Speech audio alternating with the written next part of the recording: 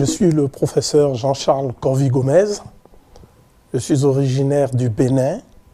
Je suis historien, philosophe et égyptologue.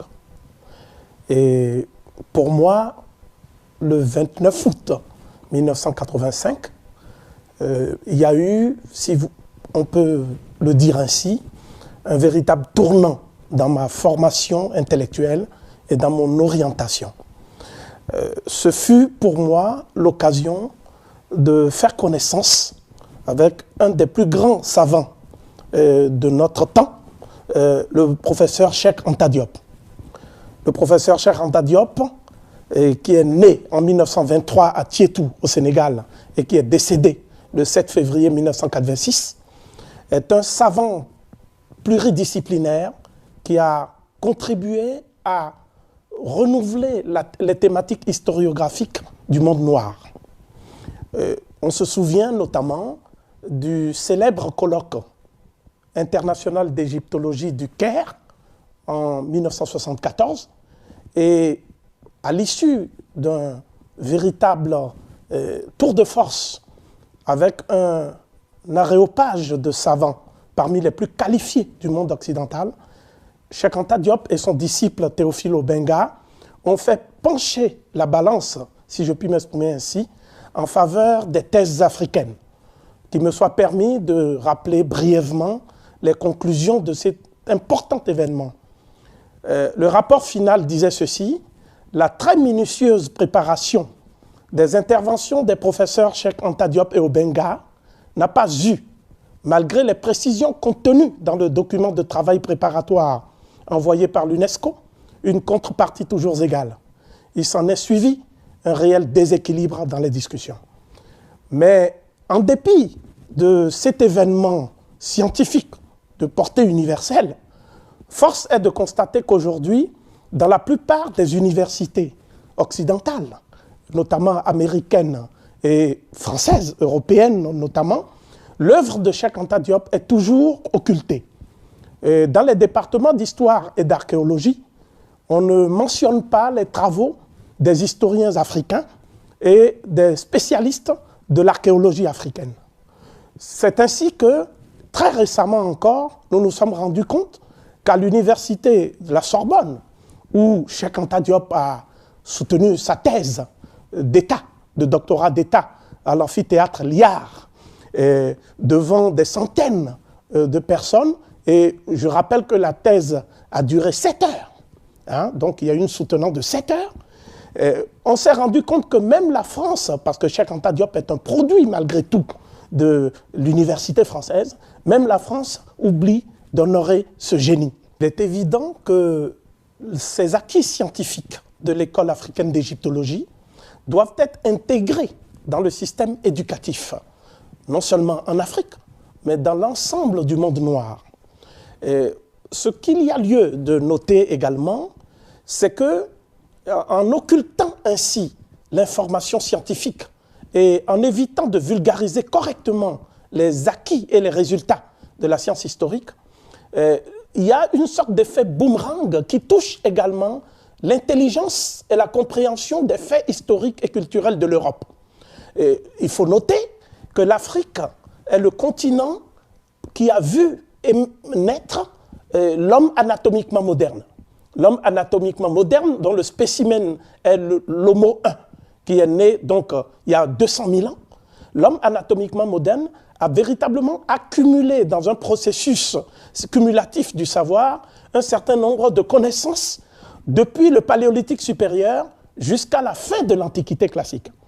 2 axes ont permis à l'Afrique d'irradier littéralement les autres continents et d'apporter ce génie humain, n'est-ce pas? Parce que l'Afrique, c'est le continent de la sédimentation du génie humain. Nous utilisons à dessein cette métaphore géologique pour montrer qu'en fait, il y a une strate, une couche, un substrat africain du savoir, et que ce substrat, par la diffusion et la migration vers les autres continents, ont permis justement l'éclosion de la civilisation, non seulement dans les civilisations de la Méditerranée septentrionale, notamment la Grèce pré-hellénique, Rome et toutes les autres civilisations qui ont suivi, mais également dans la Méditerranée orientale, n'est-ce pas? Donc l'Asie et toutes les autres civilisations qui ont essaimé à partir de la Mésopotamie.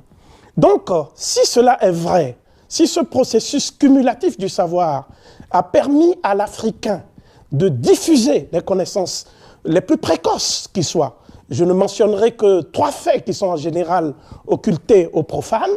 D'abord, la découverte des mathématiques. La découverte des mathématiques, Ishango, etc., l'os d'Ishango, montre qu'il y a 38 000 ans déjà, les Africains avaient maîtrisé le système de numération et un certain nombre de systèmes mathématiques extrêmement poussés. C'est un phénomène neuronal que tous les scientifiques reconnaissent comme étant d'une extrême précocité. Il en est de même de la maîtrise, si vous voulez, de l'agriculture et de la domestication de tous les animaux sauvages à l'époque. Ça veut dire que le processus de sédentarisation, n'est-ce pas, va préparer le terrain au néolithique, au mésolithique et à ce que j'appellerais les balbutiements prédynastiques des civilisations de la vallée du Nil, notamment la Nubie et l'Égypte ancienne. Si nous focalisons notre investigation autour de ces 2 civilisations, la civilisation de la Nubie et celle de l'Égypte ancienne, c'est parce que ces 2 civilisations sont, pour ainsi dire, les matrices de nos humanités classiques. C'est d'abord en Nubie qu'on trouve, et cela n'est jamais enseigné, hein, en tout cas, les faits sont occultés, à partir de la culture prédynastique dite de Nagada, notamment Nagada II, l'émergence de la première royauté et des premiers souverains. Tout le monde parle du roi Narmer Ménès comme étant le premier pharaon de l'Égypte ancienne, mais en fait, il a été précédé par des pharaons qu'on appelle, dans la terminologie des égyptologues, les Shemshuhor, c'est-à-dire les suivants d'Horus. Ces pharaons, ils étaient au nombre de 7, donc formaient une véritable dynastie. Et cette dynastie est bien la première, et cela nous fait reculer donc dans le temps de plusieurs millénaires. Nous sommes en 3750 avant notre ère, et cette dynastie s'est achevée en 3500 avant notre ère. Tout cela n'est pas enseigné parce qu'on veut absolument privilégier, par une sorte de synchronisation entre la Mésopotamie et l'Égypte ancienne, une antériorité supposée de la Mésopotamie sur l'Égypte ancienne. Les mêmes faits doivent être signalés s'agissant de l'acquisition de l'écriture. On admet généralement aujourd'hui, à la suite des travaux du spécialiste allemand Gunther Dreyer, on admet que l'Égypte a connu l'écriture bien avant l'émergence de la royauté et de l'État. Ça veut dire que nous avons des traces, des documents, des artefacts qui montrent qu'il y avait une écriture hiéroglyphique bien lisible, n'est-ce pas? Et cette écriture a précédé de plusieurs siècles, si je puis m'exprimer ainsi, l'unification de la Haute et de la Basse Égypte, dont le processus a été initié par les Shemshuhor et achevé par le pharaon Narmer. Il est évident que pendant tout ce laps de temps, l'Égypte ancienne a eu également des historiens, des chercheurs dont on ne parle plus beaucoup. C'est le cas notamment de Manéthon. Manéthon, c'est le plus grand historien de la vallée du Nil, n'est-ce pas? Il était beaucoup plus fiable qu'Hérodote. Et Manéthon de Sébennytos a donné la liste de toutes les dynasties indigènes autochtones de l'Égypte, n'est-ce pas? Du pharaon Narmer jusqu'au pharaon Nectanebo Ier, qui est donc le dernier pharaon de l'Égypte ancienne. Qu'est-ce que les civilisations de la vallée du Nil ont apporté précisément? Je dis les civilisations parce qu'il faut savoir que la Nubie a précédé l'Égypte ancienne. Il y a beaucoup de pyramides dans le désert nubien. Il y a beaucoup de documents qui prouvent que les civilisations du groupe C et du groupe A en Nubie ont été à la base de l'éclosion de la civilisation pharaonique elle-même. Il n'est donc pas, si vous voulez, il n'est pas interdit de parler aujourd'hui d'une origine nubienne et soudanaise de la civilisation pharaonique elle-même. C'est ce que disent les anciens, notamment des auteurs comme Diodore de Sicile ou d'autres, qui disent que d'après les traditions les plus anciennes de l'Égypte, les Égyptiens eux-mêmes étaient une colonie, c'est-à-dire une fraction du peuple nubien qui a essaimé un peu plus haut vers la basse vallée du Nil. Donc, le processus par lequel l'Afrique intérieure va... Donc, il ressort de ce qui précède que l'Égypte ancienne n'est pas à l'origine des civilisations de l'Afrique intérieure, mais c'est l'inverse. L'Égypte ancienne est, pour ainsi dire, l'épanouissement d'une civilisation qui a remonté le cours du fleuve depuis les sources du Nil, donc la région où l'homme est né, jusqu'aux confins de la Méditerranée. Cela veut dire que cette perspective-là doit être enseignée clairement. Parce que si on l'enseigne, on peut comprendre certains faits d'histoire qui ne sont pas, si vous voulez, aujourd'hui encore, expliqués. Je donne 3 exemples. On peut expliquer aisément les conditions dans lesquelles la civilisation mycénienne, qui doit beaucoup aux civilisations sédentaires de l'Égypte ancienne et du Soudan, n'est-ce pas, a été détruite par les Doriens, et c'est l'effondrement de la civilisation mycénienne qui a marqué l'apogée de la civilisation indo-européenne dans la région qu'on appelle la Grèce, donc la Grèce hellénique. Mais il faut savoir que la civilisation n'est pas née à Athènes. La civilisation est née en Asie mineure, donc aux confins de l'Égypte. Et Thalès de Milet, qui était lui-même un Phénicien de souche, a bien dit que la civilisation est venue de l'Égypte. Les témoignages de Thalès de Milet sont corroborés par ceux des autres auteurs et philosophes de l'Antiquité, disons de la période pré-socratique. Ce fut le cas de Pythagore de Samos, qui a séjourné pendant presque plusieurs décennies en Égypte, où il a étudié à Memphis, et ses thèses sur la métapsychose, etc., sont beaucoup redevables aux Égyptiens. Ce fut le cas également de Platon d'Athènes. Platon d'Athènes qui a étudié avec un prêtre dont on ne parle jamais, qui fut son maître bien avant Socrate. On parle tout le temps de Socrate, mais on ne parle jamais de Sacnum Néfer, c'est-à-dire sèche-nous fils. D'après les déformations grecques, on ne parle jamais de tous ces prêtres-là qui ont formé Platon. Et il en est de même de Dox, qui a étudié en Égypte. Et on peut dire la même chose pour le fondateur même de la législation en Grèce, c'est-à-dire Solon, etc. Donc Aristote a été en Égypte, il a observé le ciel de l'Égypte, il en a parlé dans Météorologique.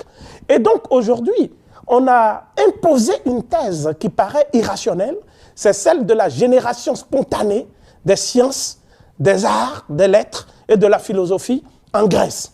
Donc on dit que tout est né en Grèce, la démocratie, etc. Et on a donc institutionnalisé, validé la thèse du miracle grec qui, en fait, ne peut pas résister à un examen sérieux. Il suffit de faire une étude comparative entre la civilisation de la vallée du Nil et celle de la Grèce. Je parle de la période où les Hellènes ont conquis la civilisation en Grèce, et à ce moment-là, on verra dans quel sens l'histoire va. Et il en est de même de Rome. Vous savez qu'on a toujours enseigné que l'Empire romain n'a jamais connu de défaite. Et que l'Empire romain, ce qui a eu raison des Romains, c'est une invasion. Donc on parle souvent de l'invasion d'un peuple qui est venu de l'Est de l'Europe, etc. Donc, mais ce qu'il faut dire également, c'est que les Romains ont connu une défaite, mais dont on ne parle pas justement. Et cette défaite leur a été infligée par une femme, qui était donc une Candace, c'est-à-dire une de ces fameuses reines qui ont régné en Nubie. N'est-ce pas? Il y avait toute une dynastie de femmes qui ont régné en Nubie. On connaît notamment Amani Sarthe, mais celle qui a vaincu Caius Petronius s'appelait donc Amanirenas. Amanirenas, en égyptien ancien, ça veut dire Amon est son nom. Amon est son nom. Donc c'est une femme qui était borgne. Et Strabon en a fait même un proverbe, il a dit que c'est une femme qui a eu un courage au-dessus de son sexe. Mais ce qui est certain, c'est que l'Afrique était littéralement le point, si vous voulez, de diffusion, le lieu de focalisation de toutes les connaissances dans le domaine des sciences, des arts, de la littérature, de l'architecture, etc., etc. Et ceci, tous les auteurs grecs de l'Antiquité sont unanimes pour le dire. On ne nous citera pas un démenti tiré des textes d'Homère jusqu'à Ammien Marcellin. Donc la civilisation du Ghana, par exemple, son apogée coïncide avec le déclin de l'Égypte. Vous savez qu'à partir de 663 avant notre ère, les Assyriens avaient détruit la ville de Thèbes. Et à partir de moins 525, les Perses, avec Cambyse, avaient porté un coup fatal à l'Égypte ancienne. Mais l'Afrique intérieure a immédiatement poursuivi ce processus civilisationnel, si je puis m'exprimer ainsi. C'est ainsi que l'empire de Ouagadougou, parce que c'est son vrai nom Le terme Ghana semble avoir été imposé par les Berbères. L'empire de Ouagadougou, ça veut dire le pays des nobles, Ouago, noble, hein, en sarakolé. L'empire Ouagadougou a permis à la dynastie des Cissé et à toutes les autres dynasties de préparer le terrain à l'émergence d'un des plus grands empires, n'est-ce pas, de tous les temps, n'est-ce pas? Et ce n'est pas moi qui le dis, hein, c'est dans Pantagruel où Rabelais parle du roi du Mali comme un des plus grands rois du monde. Hein. Et donc l'empire du Mali a suivi, hein, le Tekrour qui se trouve entre la Mauritanie actuelle et le Sénégal, donc à l'embouchure du fleuve même Sénégal. Ce fut un très grand empire également. Et ne parlons même pas du Kanem-Bornou. Nous sommes donc aux confins du Tchad. Et quand on descend un peu plus vers l'Afrique occidentale, c'est la civilisation de Nok qui existait déjà du temps des pharaons. Nous avons des documents archéologiques extrêmement probants à cet égard. Et puis, maintenant, la civilisation de Ile-Ife, hein, Ile-Ife, c'est-à-dire le pays même originel du peuple Yoruba, et tout ce que nous appelons après les civilisations du golfe du Bénin, notamment le Dahomey, etc., proviennent quant au fond, hein, de vagues de population venues de cette région-là, d'Ile-Ife. Et ensuite, il y a eu des mélanges, des migrations. Donc, nous connaissons aussi la civilisation Ashanti, qui a été fondée par Lassante René au Séitoutou, dont nous connaissons la puissance. C'est une des civilisations les plus magnifiques. Et puis, en arrivant vers l'Afrique centrale, alors ne parlons même pas du royaume du Congo. Ce qu'on ne sait pas, c'est que souvent, ces populations ont littéralement permis aux afro-descendants, par suite du processus de la traite négrière, de résister également dans le Nouveau Monde. C'est ainsi que ce sont des Congolais qui ont fait la fameuse révolution, hein, au Brésil, hein, qu'on appelle la République de Palmarès.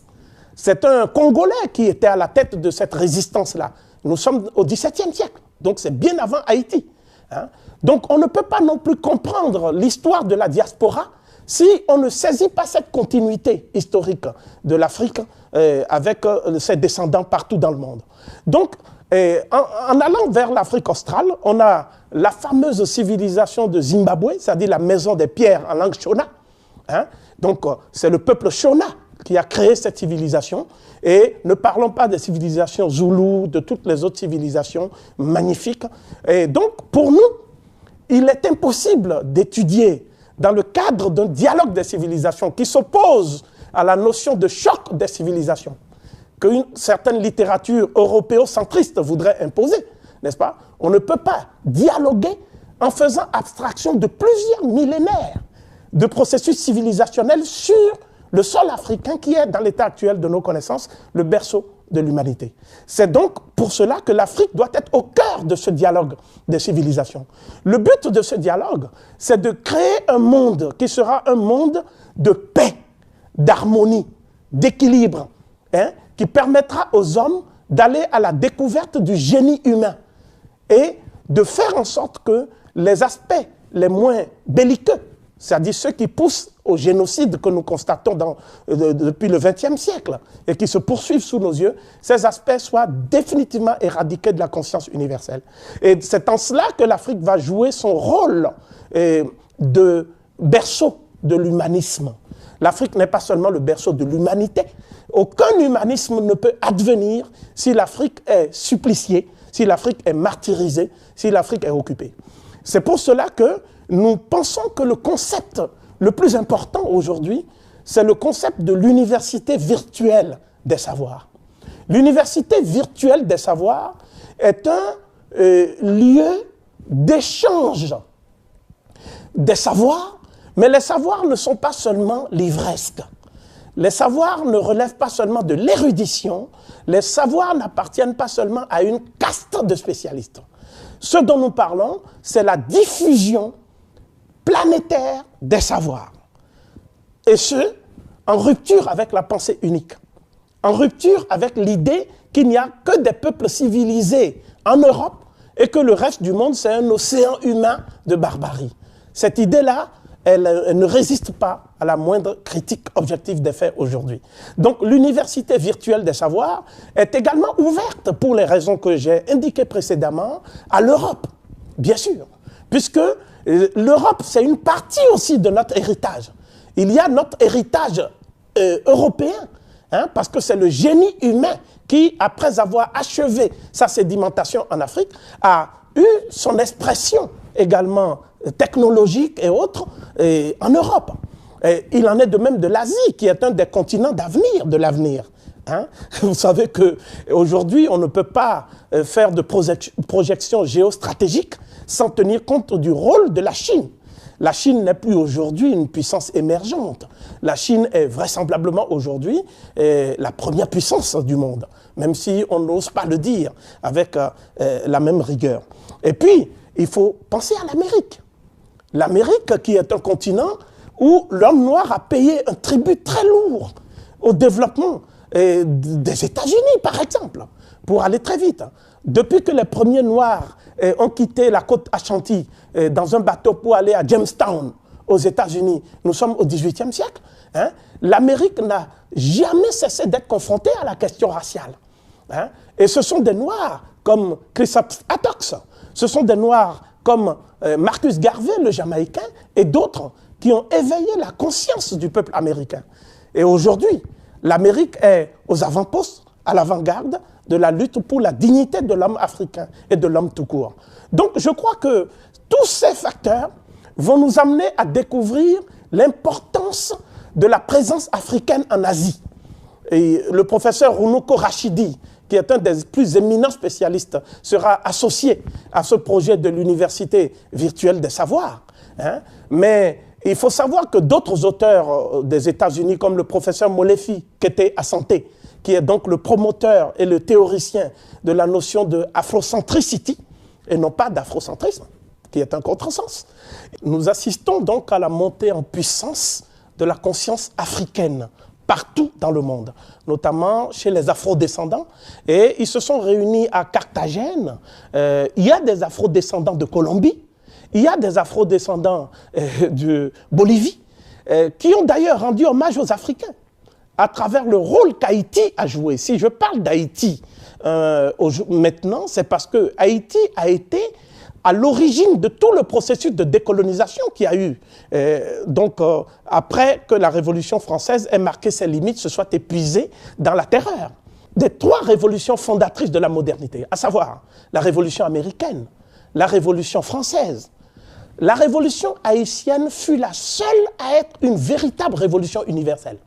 Hein? Ce point n'est pas expliqué clairement. Hein? Et souvent, il y a beaucoup de confusion dans les esprits. C'est la Révolution haïtienne qui, la première, a émancipé la femme. La Révolution française considérait que l'homme dont on parle dans la Déclaration des droits de l'homme et du citoyen, la femme en était exclue. Il faut le savoir.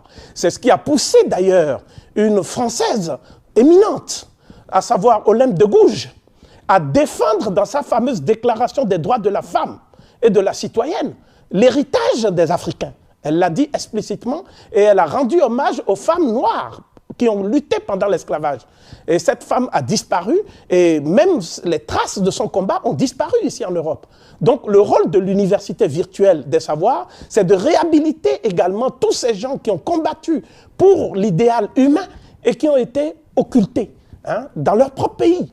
Hein. Il faut savoir que la révolution haïtienne est une des seules révolutions qui admettait l'accession à la citoyenneté, quelle que soit la confession qu'on avait. Vous voyez? C'est pour cela qu'il y a eu des Juifs qui se sont réfugiés en Haïti. C'était une terre de refuge, parce qu'ils étaient opprimés. Des Polonais se sont réfugiés en Haïti. La révolution haïtienne est la seule qui est donnée à des gens qui n'étaient pas de conditions sociales très nobles, hein, le droit d'être citoyen également. C'était pas difficile parce qu'ils sortaient d'une société esclavagiste. Mais il n'y avait pas de discrimination sociale en Haïti. Et la révolution haïtienne, enfin, c'est la révolution qui a permis à toute personne, quelle que soit sa couleur de peau, hein, parce que la Déclaration des droits de l'homme disait que tout homme est né libre et égal à l'autre homme, mais il ne s'agissait pas de l'homme noir, cela va sans dire, vous le savez bien. Donc, ce que je veux dire, c'est que cette révolution a permis à l'homme moderne de conquérir une notion fondamentale. Cette notion, c'est la décolonisation des consciences. C'est la révolution haïtienne qui a posé le problème colonial, qui n'a pas pu le résoudre parce qu'il y avait des contradictions issues du système esclavagiste. Il y avait la pression aussi de la France et des États-Unis contre ce pays qui était véritablement la citadelle du monde noir. Mais la révolution haïtienne a influencé les Brésiliens, a influencé la Guadeloupe. Hein? Tout ce qui s'est passé avec Ignace, Delgrès et tout ça, cela n'eût pas été possible sans la révolution haïtienne. La révolution haïtienne a influencé les États-Unis d'Amérique. Le roi Christophe était aux États-Unis où il combattait, c'était un Jamaïcain, etc. Donc je crois que tout cela doit être redécouvert. Hein? Nous devons remettre tout cela au cœur du débat contemporain contre les discriminations. Parce que le problème, ce n'est pas l'accession formelle et juridique à l'égalité. Ça, c'est très facile. Hein? L'égalité dans les textes, non. Le problème, c'est la déconstruction de la notion même d'inégalité des races et la déconstruction de toute la hiérarchisation des races sur lesquelles sont fondées les civilisations modernes. Je crois que c'est ça qui est important et en cela, nous allons véritablement innover. Et c'est la mission essentielle dévolue à l'université virtuelle des savoirs qui est ouverte donc aux Asiatiques, qui est ouverte aux Européens, qui est ouverte aux Américains, qui est ouverte à tous les hommes épris de progrès et qui aspirent à la connaissance, hein, de manière à bâtir une nouvelle humanité, construire une humanité qui va vivre dans l'harmonie et dans la paix. Je dis que ce qui est important aujourd'hui, c'est de comprendre que l'université virtuelle du savoir a une devise. Cette devise, c'est la science et la conscience au service de la Renaissance. Quand nous parlons de Renaissance, c'est la renaissance de l'humanité. Nous ne parlons pas d'une renaissance de telle race qui serait contre telle autre race. Non, c'est l'espèce humaine. Hein? C'est de ça que nous parlons, la renaissance de toute l'espèce humaine. Et cela ne peut se faire que par l'éducation. On peut mettre des milliards, hein, si vous voulez, à spéculer dans les banques. Cela ne donnera jamais une humanité meilleure. Par contre, si on mise sur l'éducation, la véritable éducation, celle qui s'affranchit des discriminations, on peut alors aboutir à quelque chose d'extraordinaire. Je voudrais, en conclusion, rappeler une phrase de notre maître à tous, le distingué savant Cheikh Anta Diop. Cheikh Anta Diop écrivait dans Antériorité des civilisations nègres, mythes ou vérité historique, cette phrase. Aujourd'hui encore, de tous les peuples de la terre, le nègre d'Afrique noire seul peut démontrer de façon exhaustive l'identité d'essence de sa culture avec celle de l'Égypte pharaonique, à telle enseigne que les deux cultures peuvent servir de système de référence réciproque. Il est le seul à pouvoir se reconnaître encore de façon indubitable dans l'univers culturel égyptien. Il s'y sent chez lui, il n'y est point dépaysé, comme le serait tout autre homme, qu'il soit indo-européen ou sémite. Autant un occidental aujourd'hui encore, en lisant un texte de Caton, ressent l'écho de l'âme de ses ancêtres, autant la psychologie et la culture révélées par les textes égyptiens s'identifient à la personnalité nègre. Et les études africaines ne sortiront du cercle vicieux où elles se meuvent pour retrouver tout leur sens et toute leur